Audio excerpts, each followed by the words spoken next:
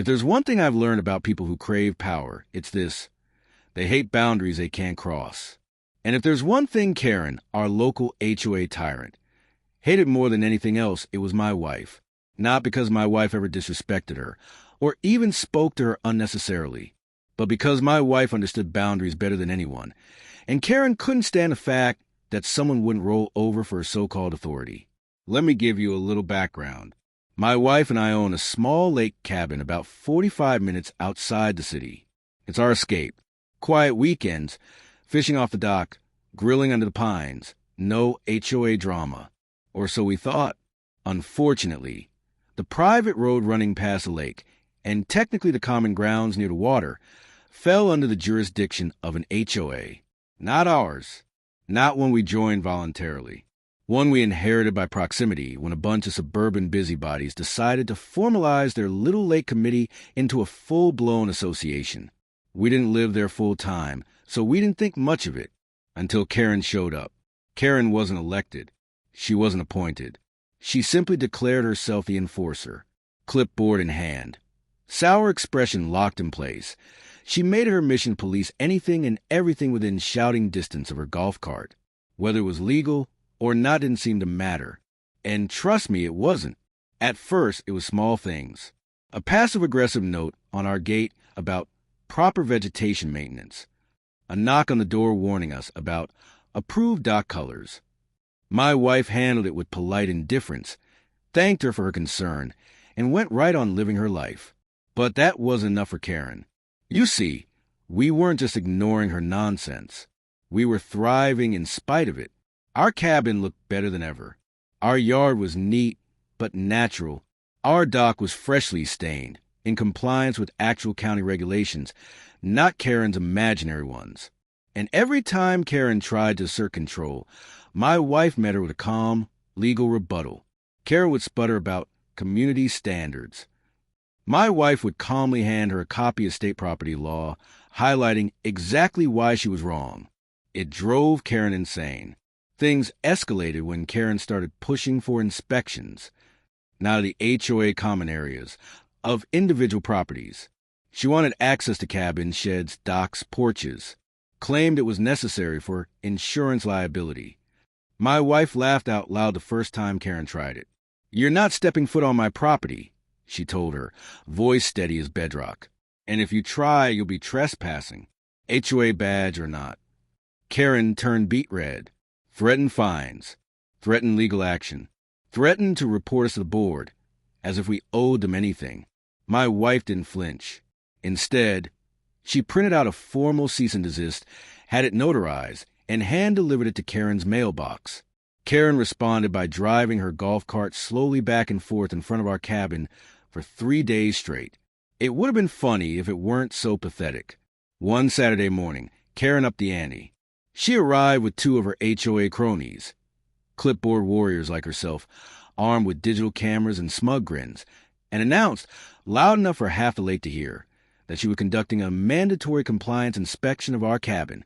My wife stepped out onto the porch, coffee in hand, utterly unimpressed. "No, you're not," she said, calm as ever. Karen started rattling off nonsense about bylaws and violations, waving papers like they meant something. My wife didn't even bother responding this time. She simply pointed to the edge of our driveway, where our property line met the public easement. "You cross that line, and you'll answer to the county sheriff." "Not me," Karen scoffed. "You wouldn't dare." My wife smiled. "Try me." That's when I knew Karen was going to make this worse for herself. Because people like her, people drunk on a tiny thimble of perceived authority, they don't know how to back down. They only know how to escalate. And escalate she did. The next day, we found a notice duct taped to our gate. Failure to comply with HOA inspection requirements will result in fines and possible legal action. The notice was printed on HOA letterhead but unsigned. Completely unenforceable. Completely fabricated. That's when I decided to stop letting my wife handle this alone. Not because she needed my help, she didn't, but because I was curious just how deep Karen's delusion went. I started looking into her. Not gossip, not rumors, public records, legal filings, HOA meeting minutes.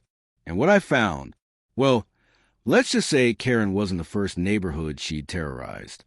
A decade ago, in a suburb across the state, Karen had pulled the same routine. Self-appointed HOA inspections, fabricated violations, bogus citations. Only that time, it didn't end with passive-aggressive notes. It ended with fraud charges. Charges that, according to court records, she'd skipped town on after posting bail. A bench warrant had been issued. For years, it sat there, gathering dust, because no one bothered to connect the dots between one suburban HOA and another. Until now.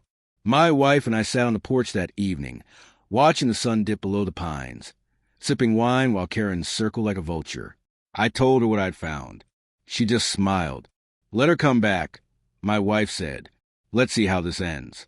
And we didn't have to wait long, because Karen wasn't done flexing her fake authority. Not by a long shot. If Karen's petty stunts had been irritating before, now they escalated into something closer to harassment.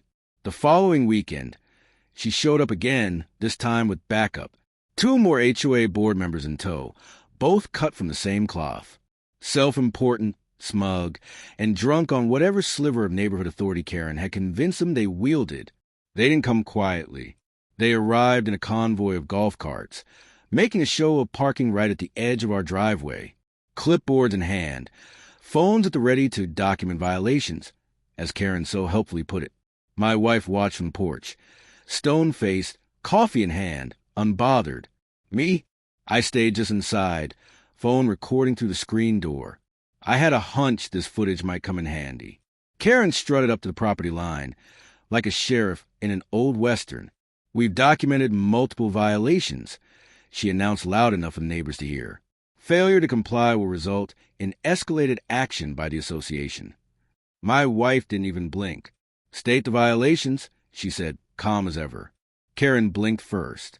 Non-approved exterior paint. Unauthorized dock modifications. Improper vegetation maintenance. Failure to submit landscaping plan for approval. My wife took a slow sip of coffee, then smiled. False. False. False. And none of your business. Karen's smug expression wavered. You're refusing inspection again? My wife set her cup down. This is private property. You have no legal authority here. Cross that line, and the sheriff will be your next audience, not me. Karen scoffed, waving her clipboard like a badge. We'll see about that. They left in a flurry of indignation, muttering about noncompliance, promising action.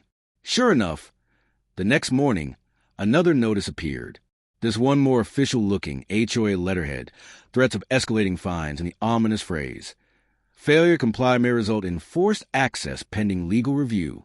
That's when my wife smiled for real. Let her call the sheriff, she said. I dare her. What Karen didn't know was that my wife had already spoken to the county. She confirmed in writing that the HOA held no legal authority to inspect, fine, or otherwise enforce rules on private property outside common areas. The sheriff's department was well aware of Karen's antics. In fact, they had complaints from other homeowners about her bogus citations, her fabricated reports of violations, and her habit of threatening people with imaginary consequences. Still, Karen wasn't done escalating. 2 days later, she returned, this time with a clipboard, a body camera strapped to her chest like some kind of discount law enforcement officer, and a second HOA crony filming with a phone. Documenting noncompliance for legal action, she declared. My wife didn't even rise from her chair. Document trespassing while you're at it. Karen stopped short, uncertainty flashing across her face. We're within our rights, she insisted. You're within public easement, my wife corrected. Step 1 inch past that marker, and I'll press charges. The sheriff's already on notice. Karen sneered. We'll see about that. What Karen didn't realize was that we were already a few steps ahead. I'd quietly contacted an attorney specializing in HOA abuses. I compiled every letter, every fake citation, every email Karen had sent. I gathered footage, photos, timestamps. I'd even printed county regulations highlighting in fluorescent yellow every line Karen had blatantly ignored. But the piece de resistance? The paperwork I'd pulled from public court records. The warrant. Her name, her face, Her charge: fraudulent activity related to HOA practices. A bench warrant from 3 counties over. Never served because Karen had skipped town and reinvented herself here under a slightly altered version of her name. I didn't confront her immediately. No need. Patience, after all, is what people like Karen never expect. They count on their targets getting flustered, getting loud, making mistakes, not staying calm, not gathering evidence, not waiting for the perfect moment to strike. Karen, meanwhile, grew more desperate. She began leaving handwritten notes taped to our mailbox. Failure to comply will result in legal escalation. You are now considered an active violation. Expect formal legal action in the coming days. None of it signed, none of it enforceable. Neighbors started noticing. Whispers began. Why was Karen so obsessed with our cabin? Why were other homeowners suddenly receiving fewer citations while she fixated on us? Some folks, emboldened by my wife's calm defiance, began pushing back on Karen themselves. Quietly at first, questioning her authority, refusing her demands. Realizing they weren't alone, Karen's once firm grip on the HOA began to slip. The board grew fractious. Some members distanced themselves. Others tried to maintain the facade. But the cracks showed. Then came the day Karen finally made her biggest mistake. She showed up unannounced, marching straight toward our property line with a clipboard and a crowbar. "I'm accessing the dock for inspection," she bellowed. "You've left me no choice." Neighbors watched from porches, from windows. Phones came out. Cameras rolled. My wife stood up, calm as ever. "Step over that line, and you'll meet the sheriff today." Karen smirked. Already called him. They're on their way to enforce HOA compliance. That was true. Deputies were en route. But not for the reason Karen thought. Because while she'd been busy calling them to report us for non-existent violations, I'd been busy calling them to report her warrant. When the deputies arrived, Karen puffed up like a rooster, waving her papers, ranting about inspections and non-compliance. The deputies listened for a moment. Then one of them pulled out his phone, checked something, and his entire demeanor shifted. "Ma'am, is your legal name Karen last name?" he asked. Karen blinked, thrown off. "Of course it is." The deputy nodded. "You're aware there's an active warrant for your arrest out of neighboring county?" Karen's face drained of color. "What?" "No, that's a mistake. That was—" "It's not a mistake," the deputy said, stepping forward. Hands where I can see them. Neighbors gasped. Phones recorded. HOA cronies backed away slowly. Karen stammered something about her rights, about misunderstanding, about how this wasn't fair. But fairness had long since left the building. What was fair was a cold click of handcuffs as the deputy led her away. Her clipboard abandoned on our gravel driveway, like a broken badge. My wife watched it all unfold, arms crossed, expression unreadable.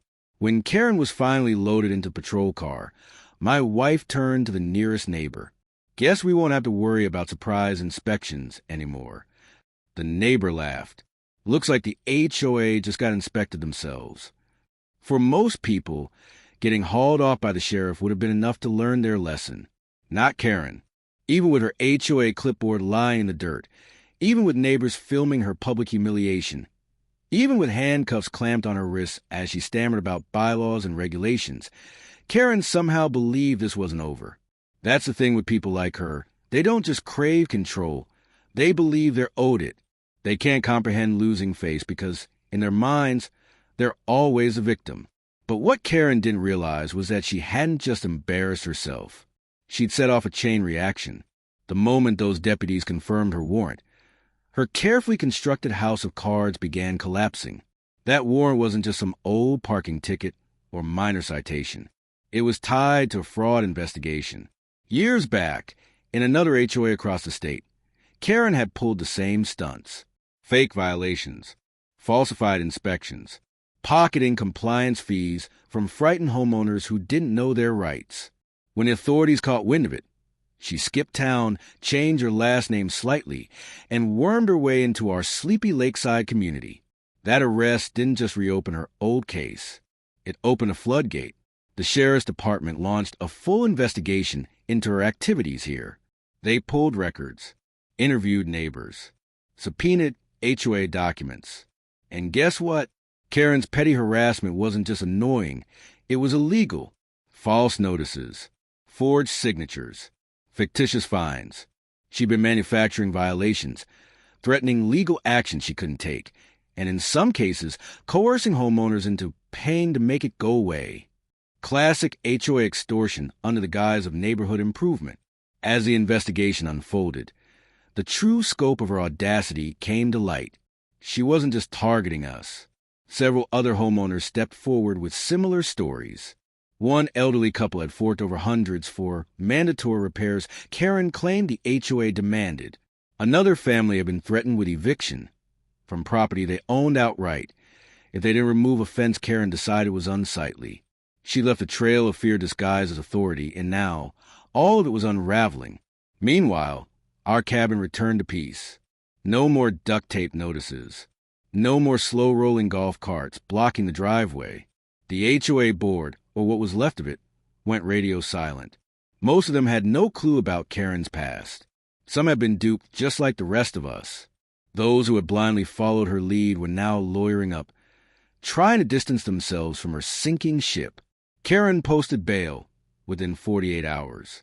She couldn't help herself. She returned, not to our property, but to the neighborhood. No clipboard this time. No entourage. Just a woman clinging to whatever scraps of dignity she thought she had left. She tried to play the victim card, claimed she was being targeted for doing her duty, told anyone who would listen that this was all a misunderstanding, that we'd exaggerated, that the law had it wrong. But no one bought it anymore. Neighbors who once waved politely now closed their doors. Conversations stopped when she approached. HOA meetings were suddenly members only, and Karen was no longer welcome. Her supporters vanished like smoke. Even the board members who'd once championed her retreated into silence. Behind closed doors, the HOA scrambled to fix the mess she'd left behind. They issued apologies, voided Karen's bogus citations, promised transparency moving forward. Some neighbors considered lawsuits. Others just wanted to move on. But one thing was clear. Karen's grip on the neighborhood was broken. Of course, she wasn't about to leave quietly.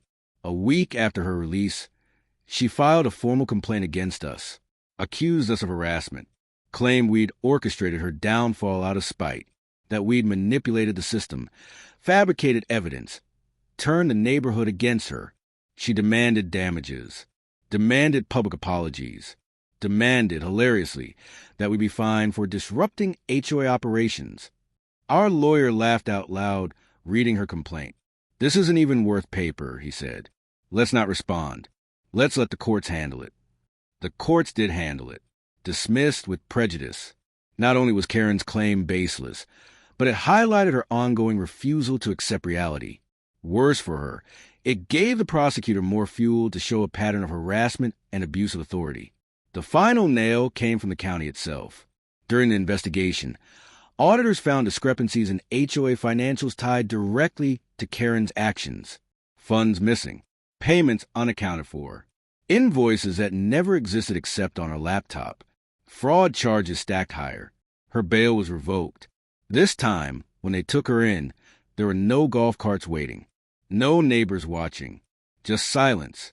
Her property, once the most manicured on the block, fell into disrepair, grass overgrown. Notices from the county now, not the HOA, tacked to her door. Eventually, a foreclosure sign went up. Rumor had it she tried to move back in with family. No one knew for sure. No one cared. The HOA replaced its leadership. New faces, new policies. Transparency became the buzzword. They sent out newsletters assuring homeowners this kind of abuse would never happen again, that they were working with county officials to tighten oversight. They even held community meetings to apologize, to answer questions, to invite feedback. For the first time in years, the neighborhood felt free. And my wife, she never gloated, never said, "I told you so." She didn't need to. Watching Karen's empire crumble under the weight of her own arrogance was satisfaction enough. Sometimes, when we sat on the porch overlooking the lake. She'd glance toward Karen's old house, now empty and overgrown, and smile just a little.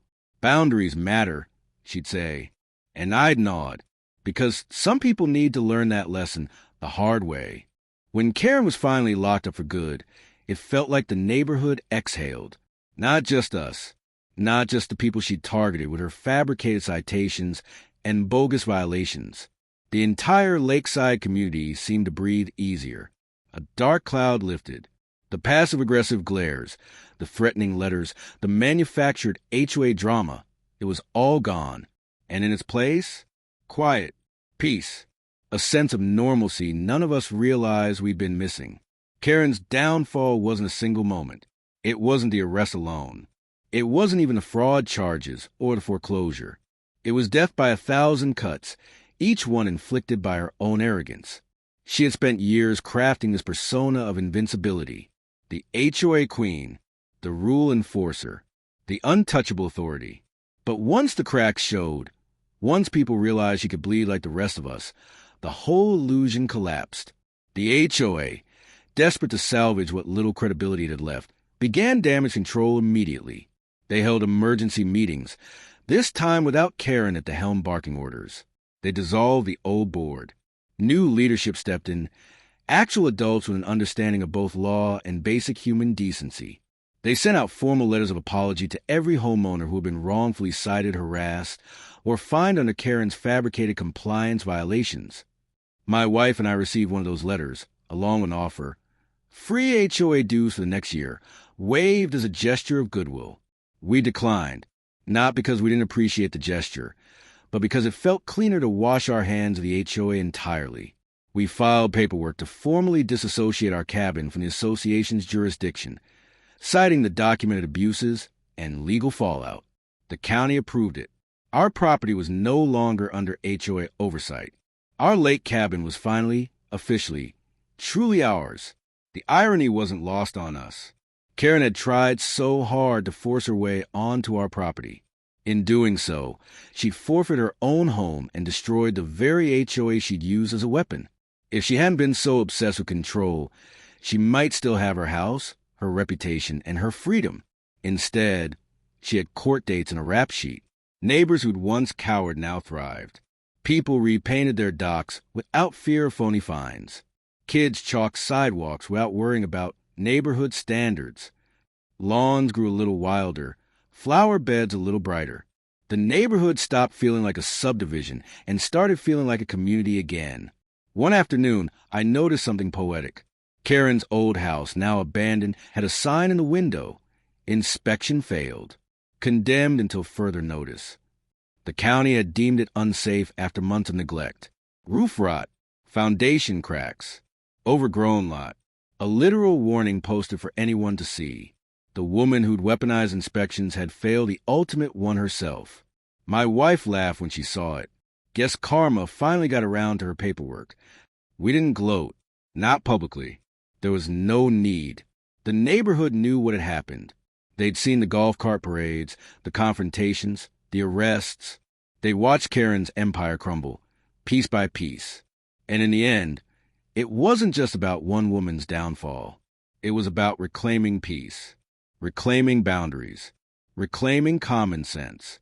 What struck me most was how quickly things improved once Karen was gone. The HOA, under new management, focused on actual improvements, fixing potholes, trimming common area trees, installing new benches by the lake. Practical things, useful things, not citation for mailbox heights or grass length. For the first time, the dues we paid went towards something tangible. The new board even hosted a community barbecue, an olive branch, a chance to laugh, to share stories, to heal. My wife and I attended, if only to see if the atmosphere really had changed. It had. People smiled more, laughed louder. Kids played without glancing nervously at passing golf carts. Conversations flowed freely, without whispers about violations or threats of fines. At one point, one of the new board members approached me. A younger guy, mid-30s, earnest in a way Karen never was. "I just wanted to say thanks," he said, "for standing your ground, for not letting her bully you into silence. A lot of us, we didn't know how to push back. Watching you and your wife, it gave people courage. I appreciated that. But I made it clear it wasn't about courage. It was about principle, about knowing your rights, about refusing to let someone else's ego dictate your peace. Boundaries matter, I told him. We just enforced ours a legal way. He smiled. Well, you got our respect. And you'll always have a place here, free from Karen's nonsense. The neighborhood moved on, stronger for the ordeal. My wife and I spent our weekends as we always had, fishing off the dock, grilling under pines, watching the sunset without worry. Our cabin became a quiet symbol of standing firm. Neighbors often waved when they passed, sometimes stopping to chat, to share updates, to joke about the old days when HOA meant harassment. Karen? She faded into rumor. Some said she moved in with a sister in another state. Others claimed she tried to start over in a trailer park, one without an HOA to weaponize. Wherever she went, she carried her reputation with her, a cautionary tale in suburban arrogance. Her name became shorthand for petty tyranny. Don't go full Karen. People joke when someone nitpicked too much. It wasn't cruelty. It was a reminder of what happens when power goes unchecked, of how quickly communities turn on those who abuse trust. In the end, Karen's greatest punishment wasn't the charges or foreclosure. It was irrelevance. The neighborhood she tried to control had rebuilt itself without her. Stronger, kinder, wiser. And my wife, she kept that cease and desist she'd written, not out of spite, out of principle, a framed reminder in her home office. Know your rights. Enforce your boundaries. Never let anyone tell you otherwise. Time has a way of smoothing over even the most turbulent of stories, but in our little lakeside community, Karen's downfall didn't fade quietly into the past. It became part of neighborhood lore. New homeowners heard whispers of the HOA lady who got herself arrested, but none of them had to live through it firsthand. The neighborhood had changed. It had grown up, and everyone who had been there for the chaos carried a quiet, satisfied knowledge of how things really ended. For my wife and me, the resolution wasn't dramatic. It wasn't loud. It wasn't about revenge in the cinematic sense. It was about peace. After all the confrontation, after all the legal back and forth, after watching Karen's empire fall piece by piece, the true victory wasn't in seeing her punished. It was in getting our weekends back. Our peace, our privacy, our simple, quiet life by the lake, without the shadow of some bitter, clipboard-wielding tyrants circling our property. The irony hung thick in the air every time we passed Karen's old house, where had once been her pride and joy. The perfectly trimmed hedges, the HOA-compliant paint job, the yard she'd measured to the inch with a tape measure in hand, now sat rotting behind county condemnation signs. The grass had grown wild. Vines crept up the porch columns. The windows, once sparkling with HOA-approved clarity, gathered dust and grime. It was a house frozen in time, a monument to someone who couldn't let go of control until everything was stripped from her. Neighbors started referring to it as the inspection house, a dark joke that never failed to draw smirks. New residents asked why no one bought it. The old-timers simply shrugged. Bad luck sticks to a place like that. Whether true or not, it kept potential buyers away. Meanwhile, life went on. My wife and I renovated parts of our cabin, not because anyone told us to, but because we wanted to. We repainted the dock the color we liked, not the one the HOA approved. We planted flowers along the fence line that Karen would have written up in a heartbeat. Every decision felt like a small rebellion, or maybe just a reminder that it was finally, truly our space again. Neighbors followed suit. The community slowly shed the paranoia Karen had bred. Lawns grew a little less uniform. Decorations got a little more colorful. Kids played freely, their chalk drawings covering sidewalks Karen would have once deemed unsightly. People spoke to each other more, shared stories, laughed about the absurdity of what they'd endured. Remember when she tried to fine you for having a hammock? One neighbor would say. Or when she called the cops because someone's kid left a toy truck on the grass overnight? The stories piled up like folklore. The new HOA board leaned into transparency. Monthly meetings were open, friendly, focused on real issues, potholes, tree maintenance, safety improvements, not fabricated violations. They banned surprise inspections altogether. Any genuine concerns had to go through proper channels. The board members even joked about installing a plaque at the clubhouse. In memory of Karen, may we never repeat her mistakes. But the biggest irony came quietly years later. I was at the hardware store, picking up some supplies for a new deck project, when I overheard two men chatting in line. One of them was looking to move into a lakeside community. The other, apparently a real estate agent, warned him off certain neighborhoods. You gotta watch those HOA types. Had a client once. Lady thought she ran the whole place. Ended up in jail over it. He didn't mention Karen's name, but I didn't need him to. The story had traveled, morphed, become a cautionary tale passed from neighbor to neighbor, agent to agent. Karen had wanted to be remembered as the woman who kept the neighborhood perfect. Instead, she'd become suburban legend, a reminder of what happens when entitlement meets someone who knows their rights. My wife got the biggest laugh when I told her. "See," she said, "boundaries. They're not just lines in the dirt. They're lessons some people refuse to learn." She kept that cease and desist letter framed in her office, not out of spite, not as a trophy, but as a reminder that knowing your rights matters, that standing your ground matters, that people like Karen only win when you let them. As for Karen herself, last I heard, she was fighting a losing battle with the courts. More lawsuits, more fees, more debt. She tried to sue the county at one point, blaming them for her house being condemned. The case never made it past the first hearing. The judge's dismissal was swift and brutal. Actions have consequences. You're living them. Some neighbors speculated she'd moved to a small town in another state. Others thought she might be trying to join another HOA, lurking in the background until she found a new platform for her need for control. But wherever she went, the reputation followed. You can't outrun the internet. Not in this day and age. Not with your mugshot and charges just a Google search away. In the end, Karen's legacy wasn't the rules she tried to enforce. It wasn't the citations or the golf cart patrols. It wasn't even the house rotting behind condemnation signs. It was a lesson, taught through her own downfall, that people like her only have power when others give it to them.